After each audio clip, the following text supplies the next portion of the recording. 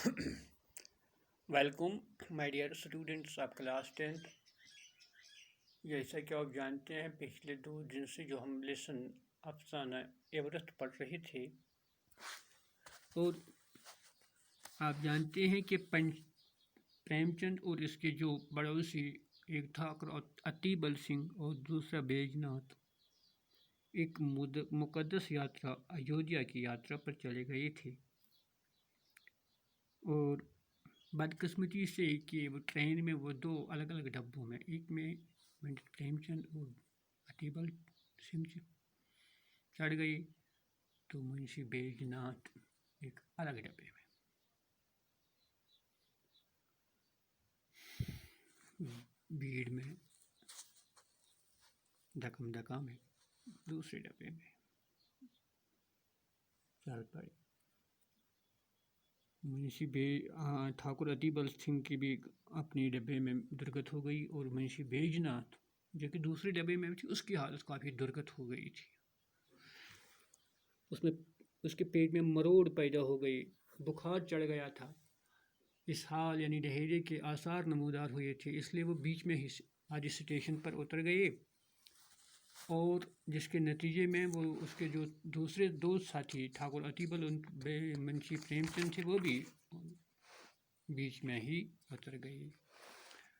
तो क्योंकि मुंशी बैजनाथ की हालत बहुत काफ़ी ख़राब थी, इसलिए उन्होंने मशवरा किया ऐसे डॉक्टर के पास ले जाएंगे, क्योंकि वहाँ कोई डॉक्टर नहीं था, कोई अस्पताल नहीं था, बल्कि डॉक्टर का काम एक कंपाउंडर कर रहा था, जिसका नाम चौकीलाल था। चिन्ना जी जब वो चौकीलाल के पास पहुँच गई और चौकीलाल से कहा कि हमारा एक साथी बीमार पड़ा है, आप ज़रा वहाँ आकर उसे देखिए। तो उसने कहा कि सुबह को जाने की इजाज़त नहीं है। चिन्ना जी, आज हम पढ़ने जा रहे हैं जो गुफ्तगू, जो डायलॉग, जो बातचीत दारोगा जी यानी मुंशी ठाकुर अतीबल सिंह और चौकीलाल के दरमियान हुई, आज हम वही पढ़ने जा रहे हैं। क्योंकि दारोगा जी तो क्या मुंशी जी को यहाँ लाए, चौकीलाल यानी अब दारोगा जी चौकीलाल से कहता है कि आप वहाँ नहीं आ सकते, तो हम ही पेशेंट को, बीमार को यहाँ लाएंगे। चौकीलाल जवाब कहता है, आपका जी चाहिए तो लाइए। चौकीलाल उससे कहता है कि आपकी मर्ज़ी, अगर चाहिए तो ला सकते हैं, अगर नहीं तो वहाँ ही उसे रख लो, लेकिन मैं वहाँ नहीं आऊँगा। ठाकुर साहब ने दौड़ धूप करके एक डोली का बंदोबस्त किया। काफ़ी तगदौ के बाद, काफ़ी कोशिश के बाद एक डोली का यानी जिसमें मरीज़ को उठाया जाए, उसका इंतज़ाम किया। मुंशी जी को लाद कर शफा खाने लाया और मुंशी जी को शफा खाने तक ले आए। यूँ ही बरामदे में कदम रखा, चौकीलाल ने डांट कर कहा, डोली नीचे रखो। तो चौकीलाल ने तेज़ और गुस्से में आकर कहा कि इस डोली को नीचे करो, नीचे रखो।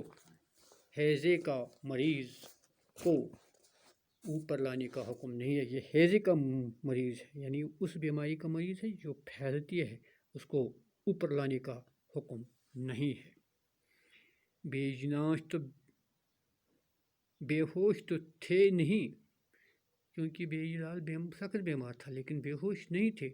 आवाज़ सुनी, उसने जब आवाज़ सुनी तो पहचाना, अरे ये तो चौकीलाल हैं। ओ, वो बहुत खुश हुआ कि मुझे जानी पहचानी लगते हैं। तो उसने उससे कहा कि आप तो चौकीलाल हैं, क्यों भाई मुझे पहचानते हो? तो चौकीलाल से कहा कि आप मुझे जानते हो, आप मुझे पहचानते हो? चौकीलाल, जी हाँ, खूब पहचानता हूँ, मैं आपको बहुत अच्छी तरह से पहचानता हूँ।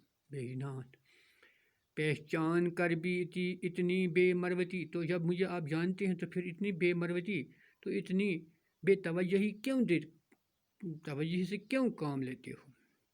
मेरी जान निकल रही है, देखिए मुझे क्या हो गया है। अरे यार, तो मैं तो मर रहा हूँ, ज़रा देखिए मुझे क्या हुआ है।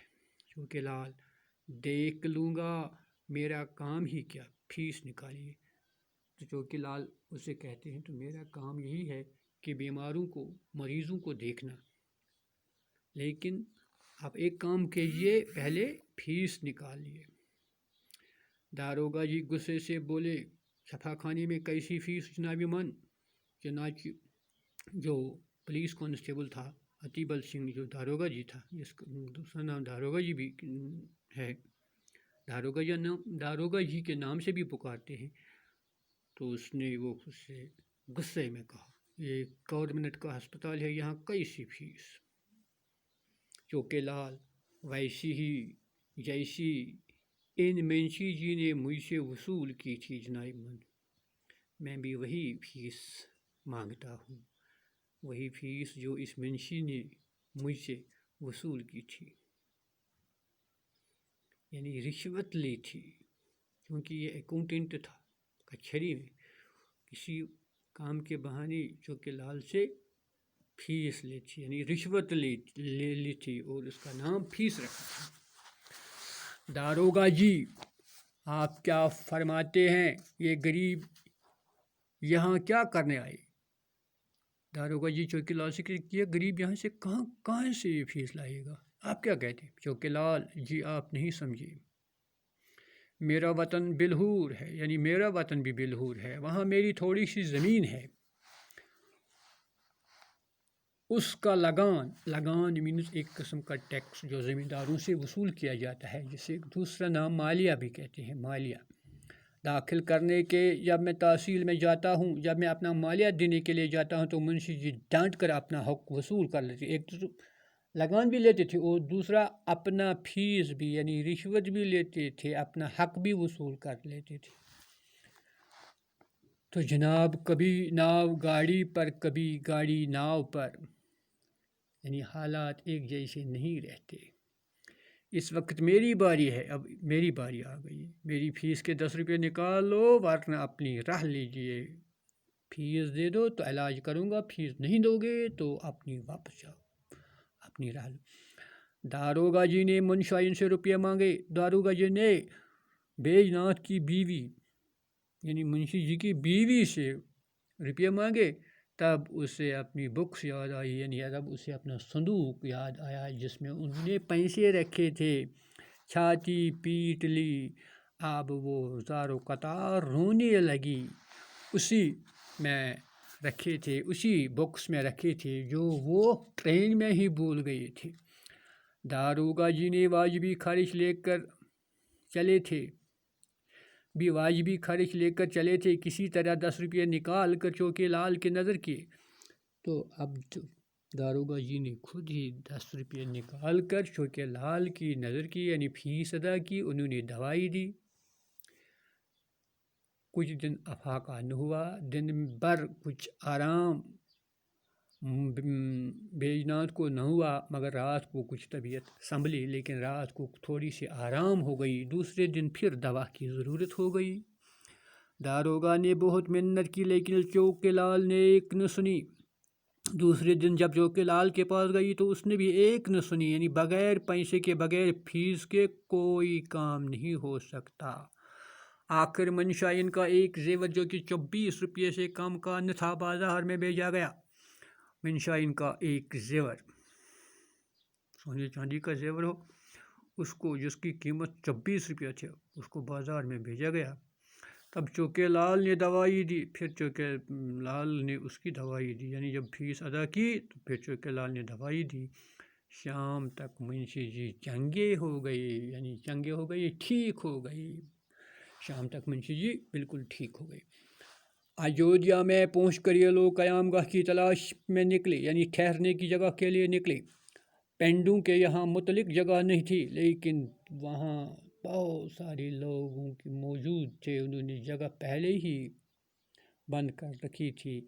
ساری بستی میں گاؤں میں کہیں جگہ نہ ملی، آخر یہ صلاح ٹھہری کہ کسی درخت کے نیچے ڈیرا جمانا ہے، لیکن درختوں کے نیچے بھی جہاں جاتے تھے یاتری لوگ پڑے ملتے تھے، یاتری یعنی جو سفر میں نکلے تھے وہ لوگ درختوں کے نیچے بھی انہوں نے ڈیرا جما لیا تھا، مجبور ہو کر کھلے میدان میں ریت پر بستر وغیرہ لگائے۔ اس کے علاوہ اور کوئی تدبیر نہ سوچی، لیکن لیٹنے بھی نہیں تھے، یعنی ابھی بیٹھے بھی نہیں تھے کہ بادل آ گئے، موسلا دھار پانی برسنے لگا، بجلی کوننے لگی، گھر سنج کر لڑکے چیخنے لگے، بجلی کشمیری میں کہتے ہیں وزمل ہونے لگی، گرج گگرائی ہونے لگی، گگرائی لگی گھسنے، عورتوں کا کلیجہ کانپنے لگا، عورتیں کانپنے لگی، ڈرنے لگی، کسی جائے پناہ کی تلاش ہوئی۔